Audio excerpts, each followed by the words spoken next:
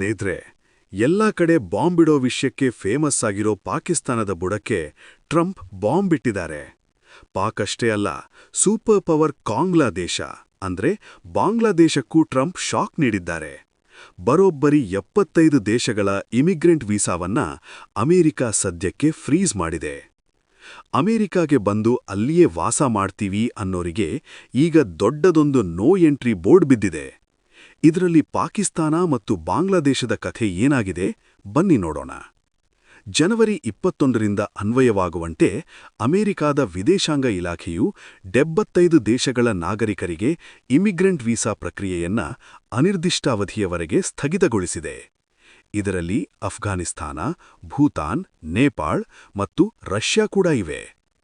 Trump ಅವರ ಪ್ರಕಾರ ಈ ದೇಶದ ಜನ ಅಮೆರಿಕಾಗೆ ಬಂದು ಅಲ್ಲಿನ ಸರ್ಕಾರದ ಸಬ್ಸಿಡಿ ಮತ್ತು ವೆಲ್ಫೇರ್ ಸ್ಕೀಮ್ಗಳ ಮೇಲೆ ಅವಲಂಬಿತರಾಗ್ತಿದ್ದಾರಂತೆ. ಇದನ್ನ ಅಮೆರಿಕಾದಲ್ಲಿ ಪಬ್ಲಿಕ್ ಚಾರ್ಜ್ ಅಂತ ಕರೀತಾರೆ. ಅಂದ್ರೆ ಅಮೆರಿಕಾದ ಟ್ಯಾಕ್ಸ್ ಪೇಯರ್ಸ್ ದುಡ್ಡಿನಲ್ಲಿ ಇವರು ಮಜಾ ಮಾಡ್ತಿದ್ದಾರೆ ಅನ್ನೋದು ಟ್ರಂಪ್ ಅವರ ವಾದ. ಅಂದಹಾಗೆ ಈ ಲಿಸ್ಟ್ನಲ್ಲಿ ಭಾರತದ ಹೆಸರಿಲ್ಲ. ಯಾಕಂದ್ರೆ ಭಾರತೀಯರು ಅಮೆರಿಕಾದಲ್ಲಿ ಅತಿ ಹೆಚ್ಚು ದುಡಿಯುವ ಮತ್ತು ಅಲ್ಲಿನ ಆರ್ಥಿಕತೆಗೆ ಕೊಡುಗೆ ನೀಡುವ ಪ್ರತಿಭಾವಂತರು. ನಾವು ಅಲ್ಲಿಗೆ ಹೋಗಿ ಕೈ ಚಾಳೋದಿಲ್ಲ, ಬದಲಾಗಿ ಕಂಪನಿಗಳನ್ನೇ ನಡೆಸ್ತೀವಿ ಅನ್ನೋದು ನಮಗೆ ಹೆಮ್ಮೆಯ ವಿಷಯ. ಈಗ ಒಂದು ತಮಾಷೆಯ ವಿಷಯ ನೋಡಿ. ಪಾಕಿಸ್ತಾನದ ಪ್ರಧಾನಿ ಶೆಹಬಾಜ್ ಶರೀಫ್ ಅವರು ಟ್ರಂಪ್ ಅವರಿಗೆ ಸೆಲ್ಯೂಟ್ ಹೊಡೆದಿದ್ರು. ಅವರನ್ನ ನೊಬೆಲ್ ಪ್ರಶಸ್ತಿಗೂ ರೆಕಮೆಂಡ್ ಮಾಡ್ತೀವಿ ಅಂದಿದ್ರು. ಆದ್ರೆ ಟ್ರಂಪ್ ಮಾಮ ಮಾತ್ರ ಇದ್ಯಾವುದಕ್ಕೂ ಕರಗಿಲ್ಲ. ನಿಮ್ಮ ಚಾಪುಲಸಿ ಇರ್ಲಿ ಪಕ್ಕಕ್ಕೆ, ಮೊದಲು ವೀಸಾ ನಿಲ್ಲಿಸಿ ಅಂದುಬಿಟ್ಟಿದ್ದಾರೆ. ಒಂದು ಮುಖ್ಯವಾಗಿ ಗಮನಿಸಬೇಕಾದಂತಹ ವಿಷಯ ಏನೆಂದ್ರೆ, ಇದು ಕೇವಲ ಇಮಿಗ್ರೆಂಟ್ ವೀಸಾ, ಅಲ್ಲಿಯೇ ಉಳಿದುಕೊಳ್ಳುವವರಿಗೆ ಮಾತ್ರ ಅನ್ವಯಿಸುತ್ತೆ. ಯಾರಾದ್ರೂ ಅಮೆರಿಕಾಗೆ ಪ್ರವಾಸಕ್ಕೆ ಹೋಗೋ ಹಾಗಿದ್ರೆ B1 ಆರ್ B2, ಓದೋಕೆ ಹೋಗೋ ಹಾಗಿದ್ರೆ F1 ಅಥವಾ ಕೆಲಸಕ್ಕೆ ಹೋಗೋ ಹಾಗಿದ್ರೆ H1B ಸದ್ಯಕ್ಕೆ ಭಯಪಡುವ ಅವಶ್ಯಕತೆಯಿಲ್ಲ.